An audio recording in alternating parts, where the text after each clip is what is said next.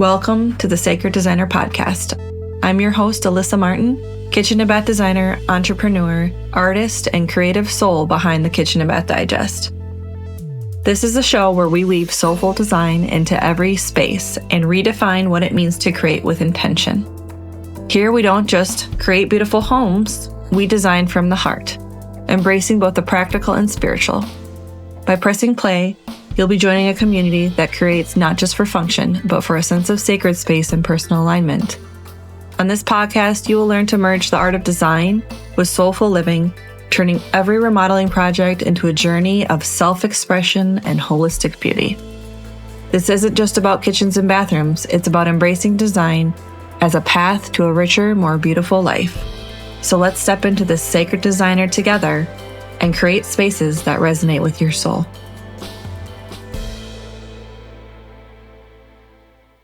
Welcome to the Sacred Designer Podcast. If you're new here, we're going to talk about the intersection of home and soul and how the spaces we create live that are never just aesthetic or functional, but they're about energy, intention, and transformation. I sit down with designers, organizers, healers, and space holders who understand our homes are mirrors. And when we shift our spaces, we shift our lives, whether you're remodeling your kitchen, or you're organizing your home, rearranging a closet, you're in the right place to believe that it's deeper than it actually looks. Hey guys, welcome back. I just wanted to talk a little bit about fall today. It's just, there's an art to creating a retreat, within your own home. And that's definitely something that you can do yourself. And you could definitely turn your bathroom into a sanctuary for fall. So I have 5 tips that I think will be super helpful, to make your bathroom a little bit more soulful for you. So, as the air, becomes colder and, things slow down, and I tend to start turning more inward, personally. But it's about the small things that are meaningful, especially when it's Thanksgiving time, the holidays kind of come around. I just kind of want to slow down, take those tubbies, make that nice soulful food, that type of stuff. But when it comes to bathrooms, there's definitely, like some daily rituals that you can, possibly do when you're considering remodel. So for example, when it comes to comfort and warmth, like I was just saying earlier, hot baths, after a really nice cold walk, it's going to give you that cold feeling. That's going to be really amazing. But like when you're doing a remodel, I would really consider doing heated floors, because that just turns the entire bathroom into something that's just really cozy on your toes. And you don't have to worry about any of those slippers or stepping out of the shower or the bath when it's really, really cold. And another thing that is more cost effective than heated floors is towel warmers.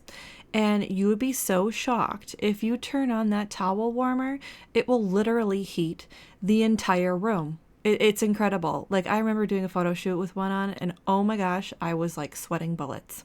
I had to step out for a little while. But just those little things, like those little upgrades, when you're considering a remodel, or you can even do a towel warmer upgrade without having to redo the floor. But just those little sensory details that really just elevate the feel. Something that doesn't really cost a lot of money, candlelight, lanterns, just that soft glow. There's even like little light bulb lanterns nowadays that kind of give you this little, for people who want to be, candle free. I don't understand that, but it looks cool. But that just provides like a presence of, calmness. It creates a sense of trance. Those are things that, are really helpful. Things to consider, like brass finishes, possibly some walnut finishes, if you're going to be refinishing your cabinets itself, or maybe you're adding elements like a walnut mirror frame. There's always ways to do this, affordably. But also consider like natural stone. It doesn't even have to be like a firm, solid, installation. But those things give a lot of depth, earthiness, and it creates a sense of like a grounding to your space. So number 2, I want to talk about water. So water is really medicine, and it's one of the oldest healing elements. Something really simple. We don't think about this. So it's not about just cleansing your body, but it's about cleansing your spirit and, doing a personal reset. So back to the tubby. So deep soaking tubs. You think about a tub with ergonomic support. Get in the tub. Nobody cares. I like to take pictures of my clients getting in the tubs. It's hilarious. But no, it's going to cause a lot of muscle relaxation. Just create this meditative pause. Not everybody loves the tub, but I'm just saying.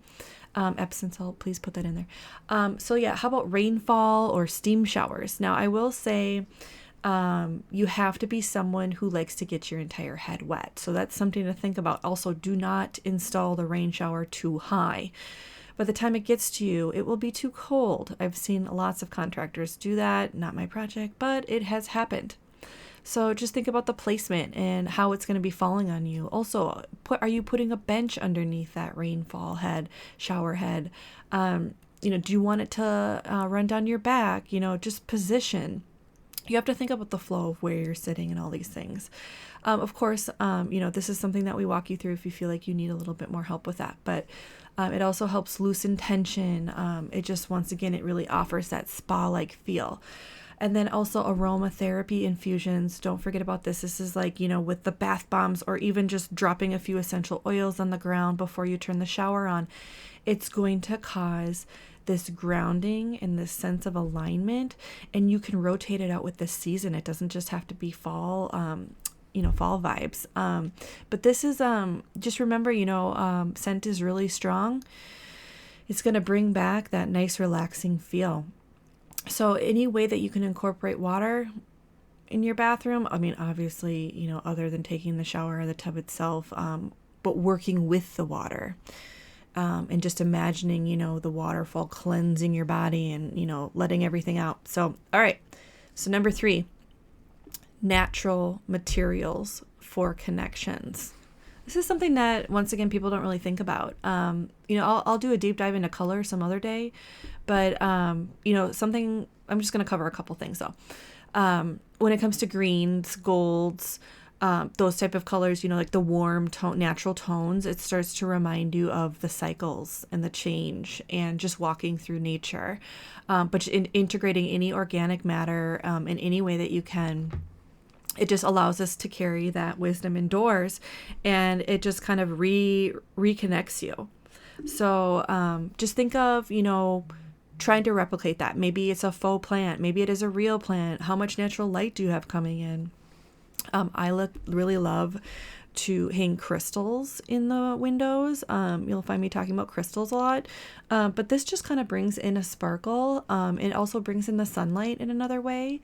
But yeah, back to that wood accents for warmth. You could, once again, you can really do it on the mirror or on your vanity, or maybe, you're putting it in the baseboards or around the frames. Just think about incorporating those complementary wood accents.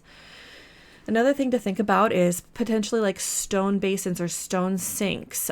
Some can be mounted on top, some can be undermounted, some are actually in the tub itself. But that just really grounds you again. It reminds you of stability and endurance as well. I will say there are certain stones that are really soft-bodied. So you just have to be careful and kind of look into that. If you ever have a question about, different, more levels of stones, I can help you out there too. But yes, even the countertops, that's another really great way to incorporate the natural materials to make it feel spa-like.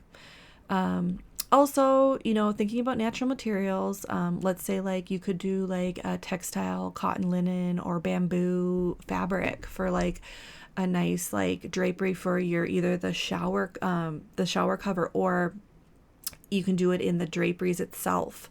But just, something that breathes in softness, breathability, and it just kind of lifts you, creates this connection again. All right. So number 4, mindful lighting for shorter days. So, as the fall gets shorter, the days get shorter, the light goes down. So like you need to think about, okay, I can't always depend on the light shining in.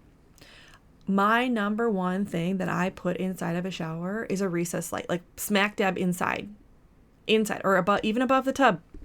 itself inside the shower.